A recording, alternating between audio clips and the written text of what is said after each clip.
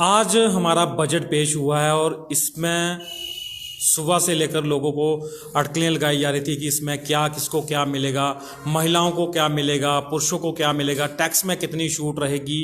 ये सब आज पूरा दिन सुबह से चर्चा का विषय बना हुआ है और लगातार ये चर्चा चल रही है कि टैक्स में लोगों को कितनी राहत मिलेगी या और क्या लाभ मिलेंगे, जम्मू कश्मीर को क्या बजट मिलेगा।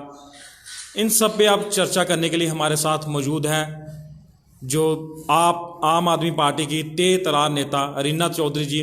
उनसे बातचीत करते हैं और पूछते हैं कि वो कितना इस जो बजट से खुश हैं और क्या उम्मीद रखते थे और उनको क्या मिला। मैम, पहले एक शब्द में कि टैक्स से जो बजट से आप कितना खुश हैं और क्या देखते हैं कि गरीबों को या आम वर्ग को क्या मिला। सबसे पहले मैं बताना चाहूँगी कि लोगों को, गरीब लोगों को आज का जो बजट पेश हुआ है उससे क्या मिला। तो ये एक ठेंगा है जो गरीब लोगों को मौजूदा सरकार ने एक बार फिर से दिखाया।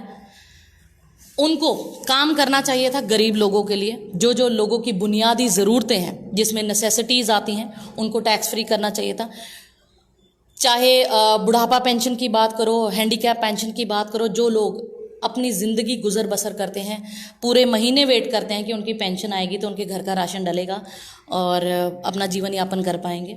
1000 रुपया पेंशन मात्र उनको मिलती है। आप उसको अपग्रेड करके 3000 का जो कई बार डिक्लेयर किया गया लेकिन आज तक इम्प्लीमेंट नहीं किया गया, ऑफिशियली इम्प्लीमेंट करवाते हम मानते कि आप लोगों ने गरीबों के लिए किया। आप आटा, चावल, दालें, दूध जैसी नेसेसिटीज़ जिन पर गवर्नमेंट ने आज टैक्स लगा दिया है उनको टैक्स फ्री करते तो हम मानते कि आपने कुछ अच्छा गरीब लोगों के लिए किया।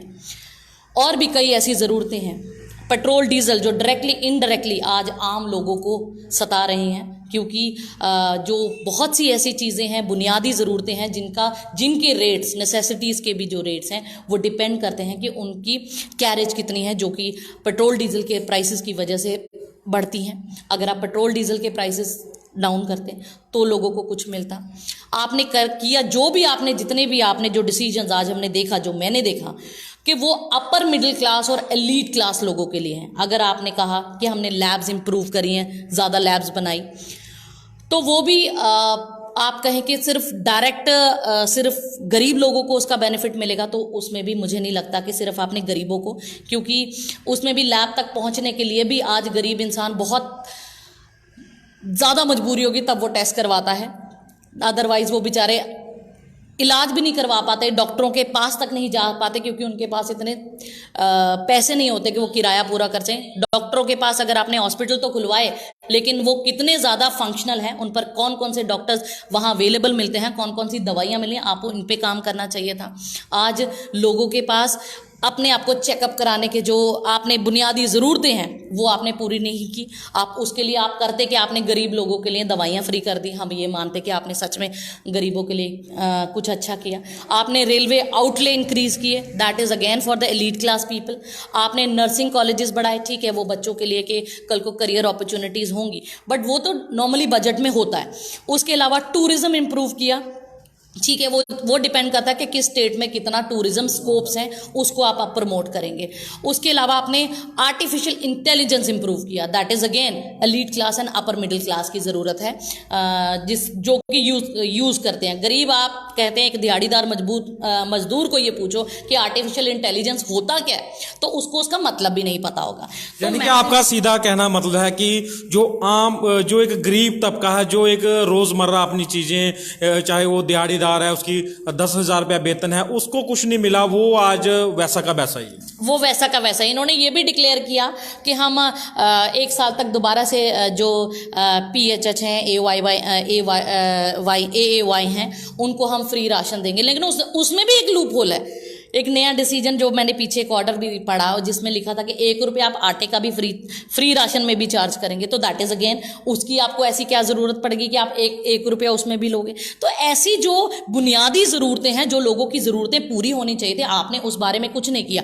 आपने किसानों के लिए बोला कि हमने 20% उनका बजट बढ़ाया, लेकिन वो भी आज ग्राउंड लेवल पर देखा जाए, क्योंकि ग्राउंड लेवल पर हम लोग काम करते हैं, जो बुनियादी ज़रूरतें, जो नेसेसिटीज़ हैं, जो ज़रूरतें एक्चुअल किसानों को चाहिए थी वो उन तक नहीं पहुंचती। स्कीमें आती हैं लेकिन कुछ चुनिंदा लोग, सिफारिशी लोग हैं जो उनका फ़ायदा लेकर चले जाते हैं। आप कोई ऐसा डिसीजन करते कि आप किसानों की बिजली फ्री कर देते, आप किसानों का पानी फ्री कर देते, आप किसानों का कर्ज मुक्ति में कोई ऐसा प्रावधान रखते कि जो बेचारे किसान कर्जे से दबे हुए हैं, आज सुसाइड कर रहे हैं बेचारे, जिनकी माली हालत बहुत ज़्यादा खराब है और वो पे ऑफ नहीं कर सकते, आप ऐसा कोई प्रावधान बनाते कि आप सच में किसानों के लिए कुछ। आपने ये बोला कि हमने महिलाओं को सेविंग अकाउंट पे, आई गेस जो मैंने पढ़ा है, सेविंग पे रखा हुआ है 7% का जो ब्याज मिलेगा। हाँ, सेविंग पे आप 7.5, वो भी उसमें भी आप देखो ना, आप सेविंग आज हमारी नेसेसिटीज पूरी नहीं कर पा रहे। एक आम रोजमर्रा की एक आम परिवार, एक मिडिल क्लास या लोअर मिडिल क्लास या गरीब तबके का परिवार, तो इसका फायदा भी आप दोबारा से अमीर लोगों को दोगे जिनके सेविंग बैंक में पैसे होंगे, उनको आप 7.5। आज लोगों के पास इतना पैसा नहीं है, आमतर जो मोर देन 80-90% जो लोग गरीब, आज बहुत मुश्किल है उनका सर्वाइवल होना, तो बैंक में पैसा होगा तो इंटरेस्ट मिलेगा ना। आज लोगों को अगर खर्चा 10 रुपये है तो आमदनी 5 रुपये रह चुकी है, तो सेविंग तक तो बात ही नहीं पहुंचती। तो वो भी आपने अपने बारे में कि आप बैंक में पैसा रखाओ, तो उसमें बैंक का भी एक मॉनिटरी बेनिफिट होता है कि वो भी उस पर इनकम अपनी जनरेट करते हैं। तो हम उनको पहले उनकी डायरेक्ट इनकम जनरेट करवाएंगे तो हमें इन रिटर्न वो हमें इंटरेस्ट देंगे। तो ये भी बताया गया। फिर आपने बोला कि टैक्स स्लैब जो है 7 लाख का, तो टैक्स स्लैब 7 लाख का that is again for upper middle class and elite class people, जिनकी इनकम अच्छी है। उनको मैटर नहीं करता कि दाल किस रेट में मिलती है, चावल किस रेट में मिलती है, उस पर टैक्स कितना लग रहा है, दूध किस रेट में मिलता है, वो ऑलरेडी एक लग्जरी लाइफ जीते हैं। आपको टैक्स स्लैब अगर आपने बढ़ाने हैं तो आप टैक्स उन पे बढ़ाओ जो कि लग्जरीज में आती हैं। आप लग्जरी गाड़ियाँ, सिर्फ सारी गाड़ियाँ मैं उसमें भी नहीं कहूँगी क्योंकि आज नेसेसिटीज़ में गाड़ियाँ भी है, तो हर फैमिली को ट्रैवल करने के लिए एक नॉर्मल एक गाड़ी चाहिए। लेकिन आप जो लग्जरी गाड़ियाँ थे जिनका बजट 15-20 लाख से ऊपर की जो गाड़ी है उस पर आप कॉस्ट बढ़ा सकते थे।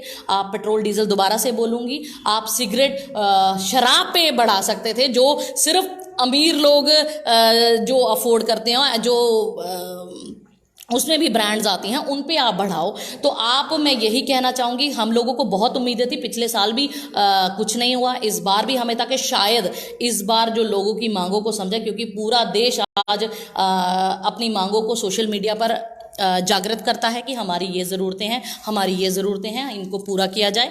लेकिन फिर से उन सब लोगों की अनसुनी की गई और जो गरीब तबके के लोगों की उम्मीदें आज फिर से टूट चुकी हैं, उनको फिर से एक बार ठेंगा दिखाया गया। इस तरह से अगर बात की जाए तो बजट में ये एक बार फिर से चर्चा बनी है कि सरकार प्राइवेट निवेश को देखना चाहती है। कोई भी सरकारी कंपनी उनका निजीकरण करके उनको ऑफर दिया गया कि जो रेलवे है जिस तरह से है उसमें प्राइवेट निवेश की हम ओपन रखते हैं कि कोई भी आ सकता है। इस पे क्या होगा कि सरकारी कंपनियां धीरे धीरे उसमें प्राइवेट निवेश देखो, जो प्राइवेटाइजेशन है ये बहुत बड़ा मुद्दा है। आज देश की ऑलमोस्ट बहुत सी ऐसी जो गवर्नमेंट सेक्टर की चीज़ें थी, चाहे वो हम ट्रेन्स की बात करें और भी कई ऐसी सर्विसेज थी जो गवर्नमेंट सेक्टर से हमें मिलती थी। लेकिन अब हमने 2-3 दिन पहले हम दोबारा से हमने सुना कि अब LIC भी प्राइवेट की जा सकती है। लोग एक विश्वास के साथ LIC में इन्वेस्ट करते थे, लेकिन अब LIC भी एक नया जी का जंजाल बनी हुई है। लोगों का, हमें ये समझ नहीं आता कि गवर्नमेंट इसको या जो सेंट्रल गवर्नमेंट, जो रूलिंग गवर्नमेंट है, वो इसको प्राइवेट करने पर क्यों तुली है। सिर्फ आप कुछ 2-4 पूंजीपतियों के पक्ष में फैसले ले रहे हैं, लेकिन आप जो 150 करोड़ के लगभग की देश की आबादी है, उन सब लोगों के हितों का हनन करके, उन सब लोगों की ज़रूरतों को ना देखते हुए आप उनके एंटी जो फैसले ले रहे हैं वो बहुत ही गलत है। अब ये भी सुनने में शायद बहुत जल्द ये लोग स्कूलों को भी प्राइवेट कर देंगे, हेल्थ इंफ्रास्ट्रक्चर प्राइवेट हो जाएगा, तो गरीब लोग कहाँ जाएंगे।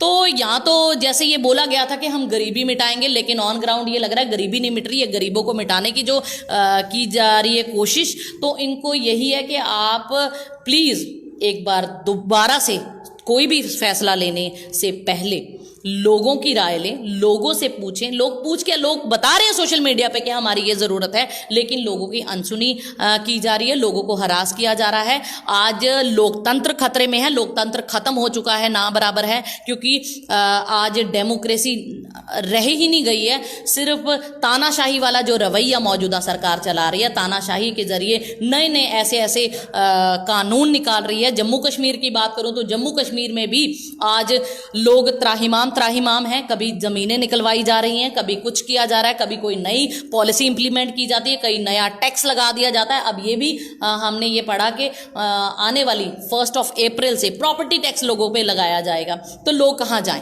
आपने नौकरियां लोगों को देनी थी, आपने वैसे प्रावधान बनाने थे कि लोगों को नौकरियां मिले, लोग अच्छा कमाएंगे तो टैक्स देने में किसी को कोई प्रॉब्लम नहीं है। लेकिन जब इनकम ही नहीं है तो टैक्स कहाँ से पे करेंगे? अपना पेट कहाँ से पालेंगे? अपने बच्चों को पढ़ाएंगे कैसे? अपनी और जो रोजमर्रा की जरूरतें हैं उनको कहाँ से पूरा करेंगे? मैम, आखिर में आप ही महिलाएं और गृहिणी क्या देखती है जो अपना घर, उसको सब्जी चाहिए, आटा चाहिए, दाल चाहिए, नज़र रहती है, क्योंकि एक पूरा बजट बना होता है घर में कि महीने का हमारी इतना इसमें खर्च हो रहा है।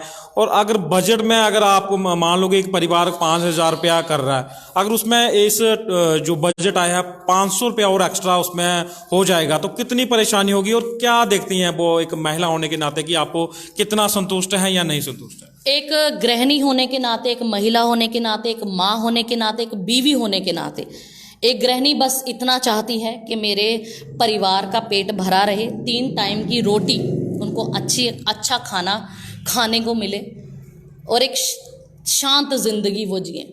लेकिन आज जो मौजूदा समय है, मौजूदा हालात हैं, सबसे बड़ी टेंशन गृहिणी के लिए जब वो किचन में घुसती है, सिलेंडर से लेकर स्मृति ईरानी जी जो अभी ये डिक्लेयर कर रही हैं कि ये बहुत ही अच्छा बजट आ गया, ये मिडिल क्लास बोनेंजा, इसको जो सोशल मीडिया पर बोल रही हैं, तो ये मिडिल क्लास बोनेंजा नहीं है। आपने अगर सच में कुछ करना था तो आप सिलेंडर को सस्ता करते, आप और जो खाना पकाने की और कई चीज़ें हैं, चाहे उसमें पकाने का तेल हो, दालें हों, और चीज़ें हैं, वो सस्ती करते, तब हम कहते कि ये आपने गृहिणियों के लिए या मिडिल क्लास लोगों के लिए कुछ अच्छा किया। तो गृहिणियों की आज सबसे बड़ी टेंशन ये है कि जब वो किचन में घुसती हैं तो जिस भी चीज को वो देखेंगी, पहले बनाने से पहले ये सोचना पड़ता है सस्ता क्या बनेगा। आज 80% से ज्यादा लोग 3 टाइम से 2 टाइम पे आ चुके हैं। क्यों? क्योंकि खाना पूरा नहीं हो पा रहा। यानी कि आज के दौर में पसंद नापसंद कुछ नहीं है, सिर्फ सस्ता क्या बने। आज के जो दौर है, आज का जो समय है, इसमें ये नहीं रह गया कि मेरे को ये पसंद है, आज हमारी फैमिली का ये खाने का मन है, आज ये नहीं। आज ये देखा जाता है कोई भी चीज़ बनाने से पहले कि मेरे बजट में क्या बैठता है। आपको जो सस्ती चीज़ मिलेगी, कम में ज़्यादा कैसे मिलता है। हम सब्जी लेने जाते हैं, हम देखते हैं कि कौन सी सस्ती चल रही है, हाँ कि और ये देखते हैं कि कम पैसे में ज़्यादा सब्जी। और एक हफ्ते का अगर मुझे राशन प्लान करना है तो मैं एक हफ्ते में कम से कम पैसों में ज़्यादा से ज़्यादा कौन सा मटेरियल लूँ। किराने की दुकान पे जाते हैं तब भी यही सोचा जाता है कि नहीं कौन सी हम चीज़ ऑल्टरनेट यूज़ करें कि हम अपना पैसा बचा सकें। तो हर चीज़, अब मैं यही कहना चाहूँगी, एक गृहिणी के लिए बहुत बड़ी समस्या है अपने बच्चों का मन मार के खाना बनाना, उनको मन मार के खिलाना। बच्चों को जो पसंद है वो नहीं दे पा रही कि अगर मेरे बच्चे का कोई अच्छी सब्जी खाने का मन है नहीं, लेकिन मेरे बजट में वो नहीं बैठती, तो बच्चों को झूठ बोलना पड़ता है कि आज वो मिली नहीं बाजार में, आज ये अवेलेबल नहीं थी। तो पति को झूठ बोलना पड़ता है और बुजुर्गों को उनकी सेहत के अनुसार भी आज नहीं खिला सकते। कोई बीमार पड़ता है, पहले ज़माना था कि लोग फ्रूट लेकर घर पे जाते थे, आज वो फ्रूट इतना महंगा हो गया है कि हम पैक्ड जूस लेकर जाते हैं कि वो सस्ते में बजट में पड़ता है। 2 रियल जूस की या 2 कोई और जूस की बॉटल्स लेके अनार खरीदे तो वो 150-200 रुपये किलो हैं, वो 500 रुपये देने पड़ेंगे और ये 200-250 रुपये में आपका काम बन जाएगा। तो ये बजट है जो आज गृहिणी को अफेक्ट कर रहा है, ये बजट है जो आज हर गृहिणी की समस्या है, ये बजट है जो हर दिन एक गृहिणी को मार रहा है, ये बजट है जो हर दिन एक माँ को अंदर से झंझोड़ रहा है, हर पत्नी को अंदर से झंझोड़ रहा है। ये बोला जाता था कि ये भी औरतें मानती थी कि अगर अच्छा खाना पकाएंगे तो पति भी पसंद करते हैं कि मेरी बीवी अच्छा खाना बनाएगी, मनपसंद। लेकिन आज वो भी रिश्ते शायद एक दूसरे से दूर होते जा रहे हैं क्योंकि वो अच्छा बनाने के काबिल ही नहीं है, क्योंकि वो ये देखती है कि कम में अच्छा,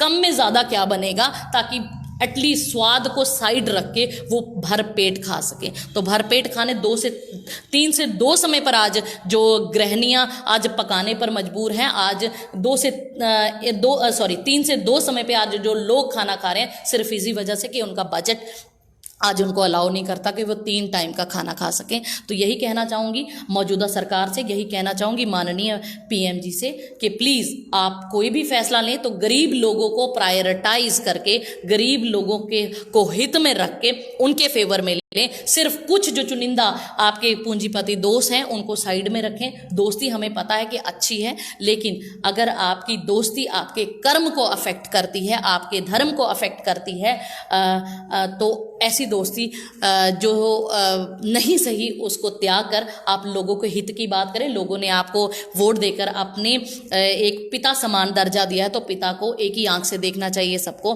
पिता का फर्ज अदा करें और लोगों को भूखा पेट ना सोने दें। लोगों को 3 से 2 समय पर जो आ गए हैं, अगर यही हालात रहे तो वो दिन दूर नहीं जब एक समय पर लोग खाना खाने पर मजबूर हो जाएंगे। तो ये थी पूर्व सरपंच और आपकी नेता रीना चौधरी, जो बजट से बिल्कुल नाखुश हैं और बता रहे हैं कि गृहिणी को इस बजट में कुछ भी नहीं मिला, और जो आम तबका है, जो दिहाड़ीदार है, उसके लिए भी ये बजट एक हवा का फुरफुरा है जो समझ से परे हैं। लेकिन हाँ, पूंजीपतियों को इसमें खुश किया गया है, जो कि वो बिल्कुल भी सहन नहीं है कि एक गरीब परिवार को कुछ नहीं मिला और उनके बजट में महंगाई का दौर ज़्यादा हुआ ना कि कम। पंजाब केसरी टीवी के लिए अजय सिंह सांबा।